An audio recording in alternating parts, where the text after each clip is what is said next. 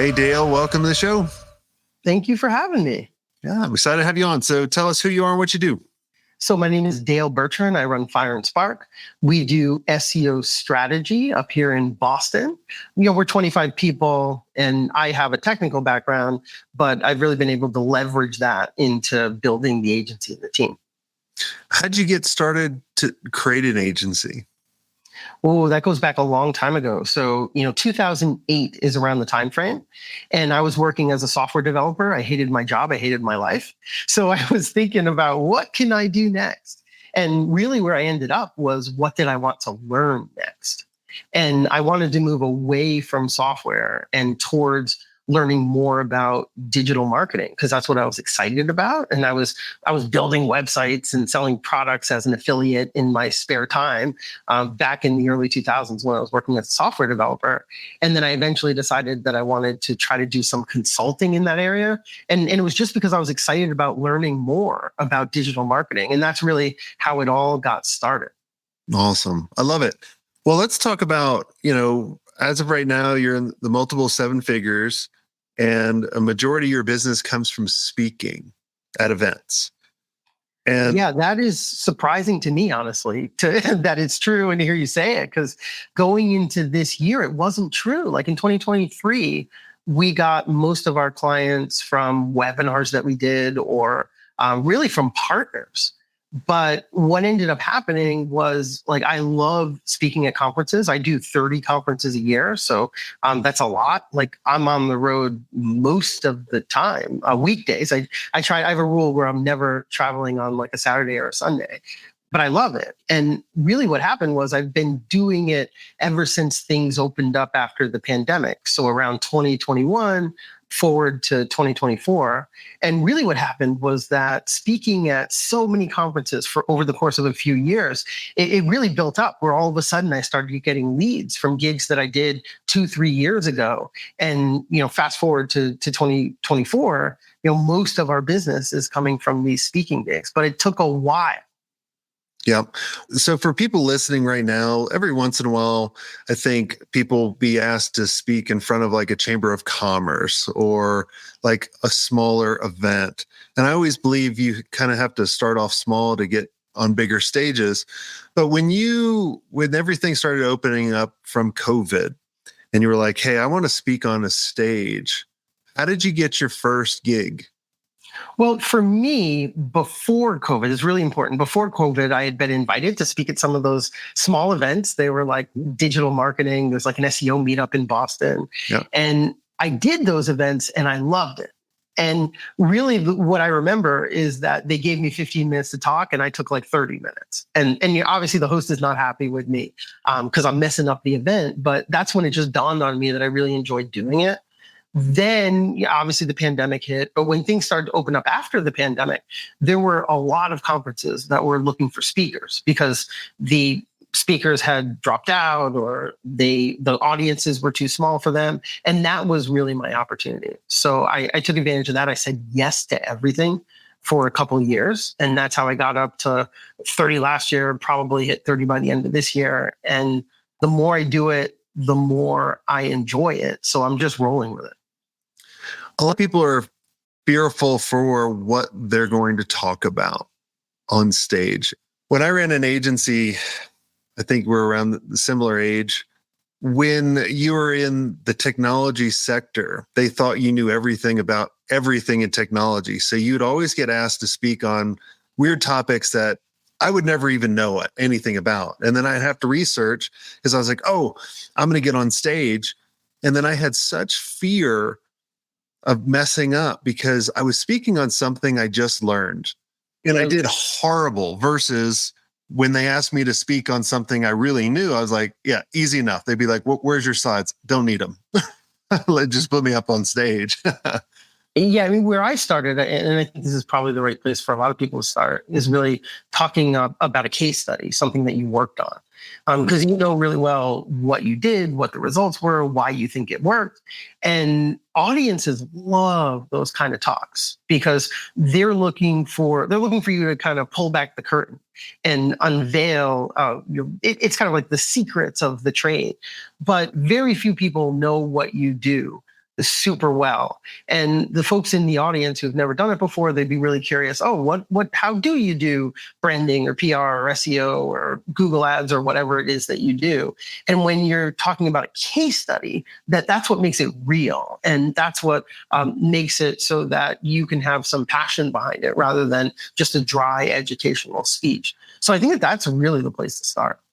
Yeah. And I even kind of like to take it a step further and tell the stories around the case study, almost kind of call it like a case story of going like, let me tell you the story about X, Y, and Z that achieved this of what you guys want. Do you guys want to know how to do this? And then you kind of go through it and they're like, oh, this is awesome. Like it just gives them little bits and nuggets to go through. What are you doing? Because there's a lot of times people get up on stage. There's two types of people. There's the takers that get up on the stage and you can tell they're the takers. And there's some huge pitch where, they're holding back a lot and you have to kind of pay them to get something. And then there's the ones that are the huge givers that gives everything. And I guess there's a third one. There's the givers that don't ever have the next step. Which do you think, where did you start? Where are you at now where you're starting to generate a lot of these leads? Well, I really firmly believe that you have to be a giver. I tell more than I feel comfortable telling because that's how I know that I'm doing it right.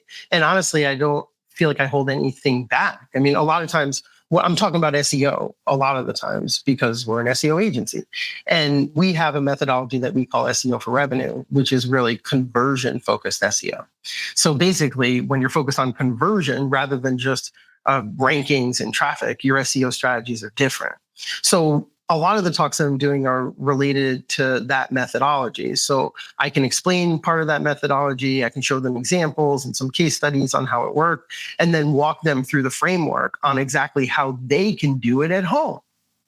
And then what happens, right? Half the people try to do it, or maybe they successfully do it on their own. The other half of the people are like, wow, that makes a lot of sense. I don't have time to do that. Can you do it for me? So I'm a firm believer that you pretty much tell everything. Hey, here's how to do it. I'll even walk you through it. Let's hop on a call. I'll explain to you how complicated it is. And, you let it dawn on them that they might want somebody to help them with it. Yeah, I think that's the key is when you can, and it's no matter what prospect or what client you're talking to, if they understand your framework and they understand that methodology that you have, then they're going to have more confidence that you can actually deliver it to them and for them. Like you can get them the results because everybody wants to know how it works, but they don't want to make it. And yeah, and those sales calls are not somebody calling you saying, hey, Dale, never heard of you before. Convince me that I should work with your agency rather than the 20 other SEO agencies that landed in my inbox like this morning. Because people come to us, they've seen one of my videos, they've attended one of my talks. So when I pick up the phone, they say, Dale, that strategy really does make sense. Do you think it would work for my website? That's a very different conversation.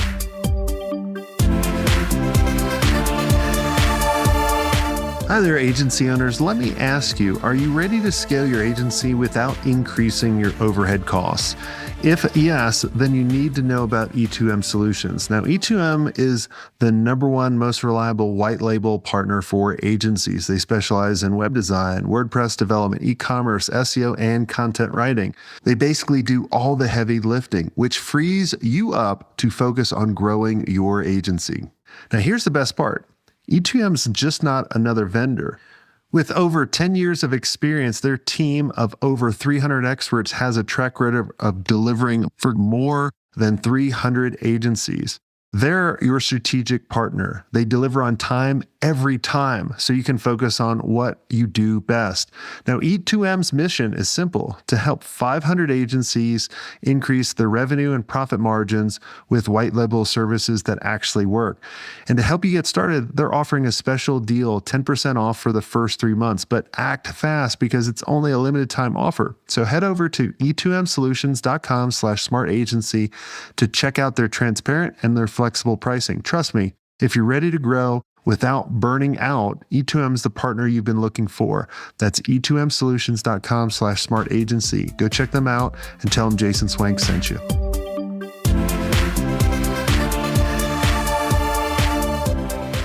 Do you have any call to actions at the end of your speech or in your speech in order to, capture the people that you're speaking to?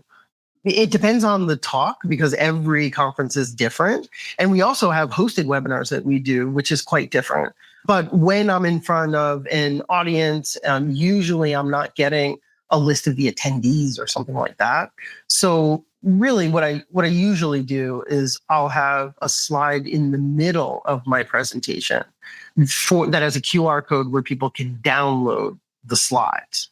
So I end up getting a bunch of contact information just from people in the middle of the presentation because they want to download the slides. Then at the end of the presentation, I'll have a call to action. And that call to action depends on the topic, the audience, all of that. So it might be a piece of content to download. I have an AI presentation where they're downloading 20 of my prompts that are relative to the presentation. And then if it's the type, like imagine if it's a webinar where I already have everybody's contact information because it's one of our hosted webinars that our agency is running. Then the goal for those presentations is to get people to raise their hand to have a sales conversation. And I'll offer them a strategy session with me or one of the strategists on my team, but that's a different call to action because it's really a different context for the presentation. Yeah. What are you doing ahead of time before you get to the conference and speaking? Because a lot of people just show up and they think that's all they need to do. Are you and your team doing any kind of research or planning, or what are you guys doing? Actually, a lot. I was on an hour-long call this morning where we were mapping out our playbook. So we have a spreadsheet that we call the event playbook. And what that is like 30 things that we usually do depending on the event. And it's things like researching the speakers and reaching out to all the speakers, and then also researching speakers to understand who we might want to talk to because they might make a good partner for the agency, and then figuring out who's going to be there because there might be some former clients that are attending inbound this year that we would want to make sure they attend one of my sessions or we can meet up with. The other thing we do, or I like to do because it's fun, is host a dinner at these events and then invite everybody I know in the city or the other speakers or, that sort of thing. When I was on the phone with one of my assistants today, she was talking about she has a list of 200 people she's inviting to the dinner that we're hosting at Inbound this year. And I said, 200 is a little too much for that particular dinner, but we'll figure out how to whittle that down. But there's really a lot there. And for folks listening to this, I'm happy to share our playbook. It's not a secret. It's not rocket science. Really, the value comes from turning the crank on the playbook and executing. I have 3 people on my team that help me to execute. They're either doing the research or reaching out to people or following up with everybody afterwards. I mean, when we get contact information, we try to reach out to people via LinkedIn and email and phone call when they attend one of my sessions. And then, ask them, hey, what are you thinking around SEO? Is this something that you're doing? Are you interested in talking to Dale? That sort of thing. And it works, but it's a machine where you just have to constantly be turning the crank. Did you pay to speak in the very beginning? Or no, I've never paid to speak, and I'm not against it at all. Like if I think I'm going to get ROI, I'd be happy to pay to speak. That's a good investment. I just haven't really gotten there yet because I've got so many events. I would say half of the time, and this was not true in the beginning, but in 2024, half of the time I'm getting paid to speak, and then the other half of the time I'm not paying to speak, but I am paying for my airfare and my hotel. Yeah. So for me, because I have the agency, I'm happy to speak at 30 conferences if it nets out to 0, because then overall I'm not paying to speak and I'm getting clients out of it. So I'm happy to do that. I'd love to be in a position where it nets out to positive. And then what's important is when I started, it didn't net out to 0. It was costing me money, but it was worth it. I mean, we got clients out of it. Yeah, I mean, in the very beginning, I have a lot of mastermind members that they're like, well, I'm going to pay for a booth. I'm like, no, like you're going to be just stuck at this booth where no one wants to walk by those people in the booth. Like they're trying to avoid you like the plague. I was like, put your money, like if they haven't invited you to speak yet, especially if this is your first one, pay to speak, then have someone film it or have the event like that be part of your deal for them to film you. So then you can use that to kind of leverage and get other speaking gigs. Because it's amazing. Once you get one speaking gig, then people see you there, they'll see the content that you promoted, and then it just starts steamrolling. And if you start promoting their event as you're speaking, the conference is gonna be like, man, this person's pumping the hell out of us. Like, this is awesome. Let's invite this person back. Yeah, that's exactly the way it's worked out for me. I think one of the things I was surprised about was we had the CMO of a Fortune 500 company call me on the phone and just and say, Dale, our SEO isn't working anymore and things are changing. We don't really understand how it's changing, but I know you have the credibility in the space to really speak to it and help us understand. And I said, oh, I have the credibility. Awesome. That sounds really good. So I was excited about that. And I said, okay, yeah. And so what I wanted to ask him was, why do you think I have the credibility? But I figured out a way to ask him that. And basically what he said was, Dale, I see that you speak at a number of conferences I've heard of. And also, I saw some videos online of you on stage. Like, it doesn't even matter what you said on stage. It's like somebody put you on stage. So you must be an expert in the space. And that's where it really started to click for me that the strategy was working. Yeah. It's just tough though. Like, especially if you're like me, that you just don't like to travel. You got to be a little bit more. I'm very, very selective at the places that I speak at now, just because of, I'm like, I just don't want to go to that place. Yeah, that's why it's so important to recruit other folks in your agency that can do the same thing. I mean, I'm doing a lot because I love it. I'm pushing some folks internally in my agency who are also interested, and I'll give them 5 minutes of one of my presentations at a meetup or something. Or if I get a request to do a podcast or a small event, I'll send them instead of me.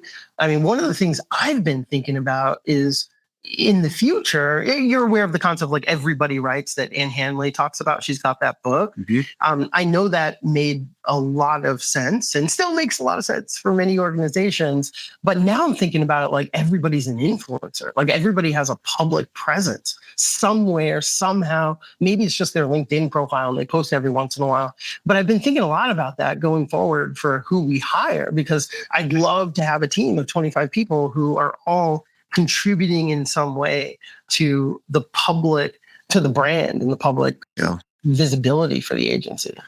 Yeah, I do believe everyone has an influence, but not everyone wants to be an influencer too. That's sometimes the challenge. But like if you have that in the very beginning, like when you're interviewing someone, like, or you're not just going to say, hey, do you want to be an influencer? Like they're probably already doing some of that stuff and you can kind of determine that. And if they have a track record of it, if they've been doing it for a while, that's a plus. And then you can support that within the agency. People like that, especially if they're really good, they're not going to stay around forever. But you get to benefit for years, however long they do stay around, from basically the profile that they have. I mean, the team that we have at Fire and Spark is like A+. So we've been hiring for other things, and it turns out that we've been able to build an absolutely amazing team. Everybody is the right person in the right seat, and it takes a really long time to get there. I've been running this agency for 15 years, but if I was starting out with just me and a dog, I would really be thinking about who I could hire that already has a track record of influence. Yeah. Well, I love it, man. And Dale, thanks so much for sharing your strategy about, getting on stage and going to these conferences and generating business. There's a lot of agency owners listening that they really kind of struggle with kind of generating business outside of referrals. And when you can get on stage, that really starts separating you from everyone else, because other people are like, they think everyone else vetted you first, which they did. And it's just another strategy that works. And thanks you so much for coming on and sharing it with us. Well, thank you. Like the way I've always thought about it is I enjoy doing it. That's why I do it. So I have friends who run agencies that don't enjoy speaking. So the question for them is, well, what do you enjoy? Like, is it writing? Is it the podcast? Or like, there's so many different things you can do for business development, attending the right conferences or doing the right type of networking. So I think it really comes down to, what do you enjoy enough that you could do it consistently and sustain it? And for me, it happens to be speaking. Awesome. Well, I love it. Thanks so much for coming on the show, Dale. And if you guys enjoyed this episode, I've created some really cool resources for you. Resources that are totally free. If you go to swank it, we have some cool resources out there to show you how to generate more leads and better clients, as well as convert them faster and build a team where they're closing the deal, not you, which is always nice. So make sure you go to Swank It. And until next time, have a swank day.